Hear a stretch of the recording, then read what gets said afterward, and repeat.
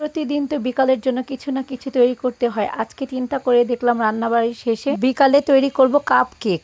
আর cup কেকটা আমার ছেলে খুবই পছন্দ করে। আসসালামু আলাইকুম এভরিওয়ান, আলহামদুলিল্লাহ আমি ভালো আছি। আপনারা ভালো আছেন তো? আপনারা প্লিজ ভিডিওটাতে লাইক কমেন্ট এন্ড শেয়ার করবেন আর আমাকে বেশি বেশি সাপোর্ট করবেন। Welcome my another blog. তাহলে চলুন আজকের ব্লগটা শুরু করে দিই সকালের নাস্তা দিয়ে। আর আমি এখানে নাস্তাগুলো বানিয়ে নিয়েছি, সবজি ভাজি করেছি, আর এখানে আমি গরুর মাংস গরম করে নিয়েছি, আর রুটি আর ডিম ভেজে নিয়েছি। আমরা তিনজন একসাথে নাস্তা করে নিয়েছি। আর আপনাদের ভাই অফিসে চলে গেছে, ছেলে রেডি হয়ে স্কুলে চলে যাচ্ছে। আর আপনারা সবাই ওর জন্য দোয়া করবেন, ওর এক্সাম চলছে। আমি গেটটা লাগিয়ে দিই। এখন চলে যাব কিচেন রুমে। আর আজকে আমি গুড়া মাছ রান্না করব। আপনাদের ভাইয়া কালকে গুড়া মাছ নিয়ে আসছে। এই গুড়া মাছ আমার কাটা একদমই অসম্ভব, তাই আমি কালকে নিচের ভাড়াটিয়া দিয়ে আমি মাছগুলো কাটিয়ে নিয়েছি। ভালো করে মাছগুলো ধুয়ে নিলাম। আর গুঁড়ো মাছের তরকারি খেলে অনেক ভালো উপকার হয়। যখন ছোট ছিলাম আম্মু আব্বু বলতো ছোট মাছ খাবে আর চোখের জ্যোতি অনেক বাড়বে। জানি না তা কি ঠিক কিনা, আমি গুঁড়ো মাছ খাই না কাটার ভয়। আর আজকে যে গুঁড়ো মাছ রান্না করছি ছেলে তো একদমই ধরবে না, তো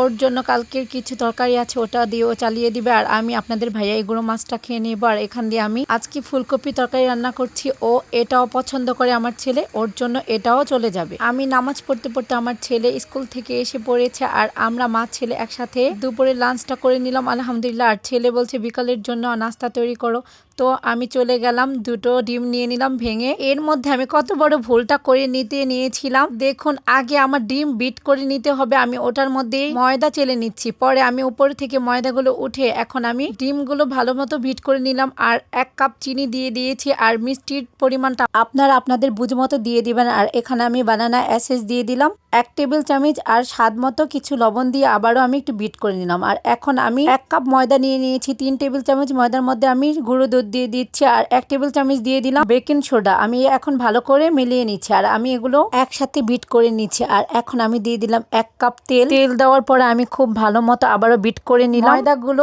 এখন আমি লো স্পিডে আমি মিশিয়ে নিচ্ছি। আর মনে রাখবেন এখানে আপনারা হাই স্পিডে আপনারা ইনগ্রেডিয়েন্টস গুলো মিশাবেন না। আর এখানে আমি 3টি কাপ নিয়ে নিয়েছি, কাপের মধ্যে আমি তেল ব্রাশ করে নিচ্ছি। আর এখন আমি কাপের মধ্যে মিশ্রণগুলো ঢেলে দিচ্ছি। আর আস্তে আস্তে আমি তিনটার মধ্যে আমি ভরে নিচ্ছি। আর আপনারা কে কে এভাবে বাসায় কাপ কেক তৈরি করেছেন কমেন্ট করে জানাবেন। কি একটা অবস্থা হয়েছিল, আমি 3টার মধ্যে এই মিশ্রণটি দিয়েছিলাম, আমার চুলাতে দেওয়ার সময় একটা পরে ভেঙে গেছে। তার জন্য আমি 2টাই তৈরি করে আপনাদের সাথে শেয়ার করলাম। এখন চুলা থেকে কেকগুলো উঠিয়ে নিচ্ছি। আর কাপটা অনেকই গরম, তো গরম অবস্থায় আমি একটি ছুরি দিয়ে চারপাশে ঘুরে ঘুরে আমি ছুটিয়ে নিচ্ছি। আর এখন আরেকটাও আমি ছুটিয়ে নিচ্ছি। আর আপনাদের সাথে আমি এখন ঢেলে আমি শেয়ার করছি। আর এখন এটাও কাপ থেকে আমি নামিয়ে নিচ্ছি। আর কেক দুটো অনেকই সফট হয়েছে আর খেতেও ভীষণ মজা হয়েছে। আর আমি আপনাদের সাথে দুটোই শেয়ার করলাম। আজকে এখানেই শেষ করছি, ভালো থাকবেন, আল্লাহ হাফেজ।